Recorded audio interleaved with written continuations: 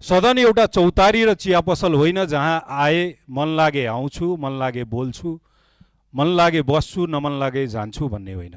सदन गुरुकुल हुनुपर्छ, सदन विश्वविद्यालय हुनुपर्छ, जहाँ म होमवर्क गरेर आउँछु, म एउटा प्रश्न लिएर आउँछु, प्रस्ताव लिएर आउँछु र प्रस्तुतिको तयारी गरेर आउँछु, जहाँ जनताको प्रश्नले अस्तित्व पाउँछ।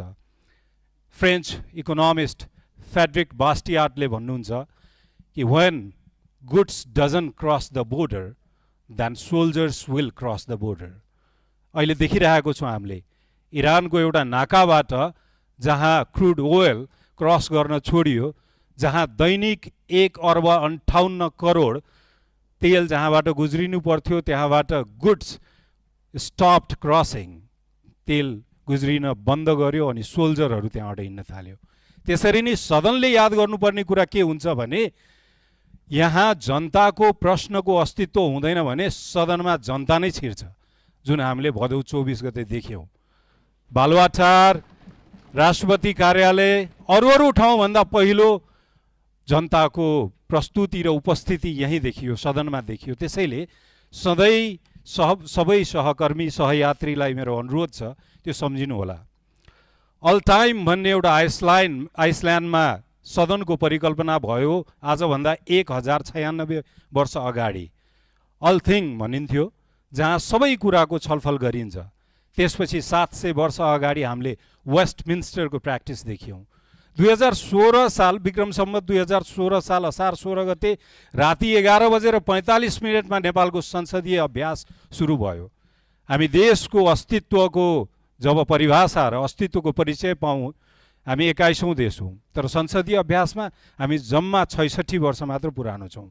त्यसैले गर्दा यो सानो अवधिमा हामी धेरै फास्ट कुद्नु छ, धेरै कुरा उपलब्धिहरू हामीले हासिल गर्नुपर्नेछ। यसमा सबैजनाको त्यसरी नै गम्भीर सहभागिताको लागि पनि अनुरोध गर्दछु।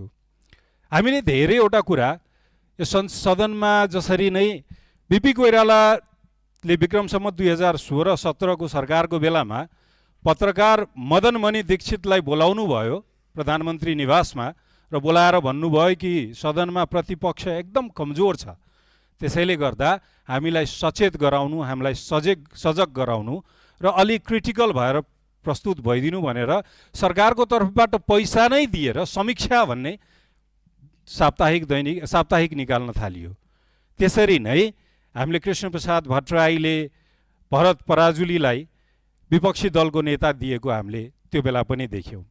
र इन्डियामा सन् 1988 मा त्यहाँ राजीव गान्धीले विपक्षी दलको नेता अटल बिहारी वाजपेयीलाई युएन डेलिगेसनमा पठाएर र उहाँको किडनीको ट्रिटमेन्टको लागि सघाएको पनि देखेको छौँ। त्यसैले हामीले यो दृष्टान्तहरू सम्झिन पनि आवश्यक छ कि सदनमा सत्ता पक्ष बलियो हुँदै गर्दा उसले दम्ब देखाउने होइन, दम्ब देखाउँदाखेरिको परिणाम त हामीले देखिसक्यौँ, भदौ त्यही सम्झिरहनुपर्छ हामीले। त्यसैले हामीले उदारता देखाउनु छ, संस्कार देखाउनु छ, यसमा हामीले सिद्धान्त देखाउनु छ र यो जिम्मेवारी वहन गर्दै यसमा सफल नेतृत्वको लागि र सफल अभिभावकत्वको लागि पनि नवनिर्वाचित सभामुखज्यूलाई अनुरोध छ र म विश्वस्त छु केही राजनीतिक सहकर्म गर्ने मौका पाएको छु, तसर्थ म विश्वस्त छु यो कुरामा कि हामीले सफल अभिभावक पाएको छौँ, एउटा कुशल व्यवस्थापक पाएको छौँ। यस सँगसँगै हामीले एउटा नेपाललाई साउथ एसियाको सफल पार्लियामेन्टको उपहार दिनेछौँ र यसबाट हामी एउटा टर्निङ पोइन्ट यो देशले पाउनेछ भनेर विश्वास छ। सबैजना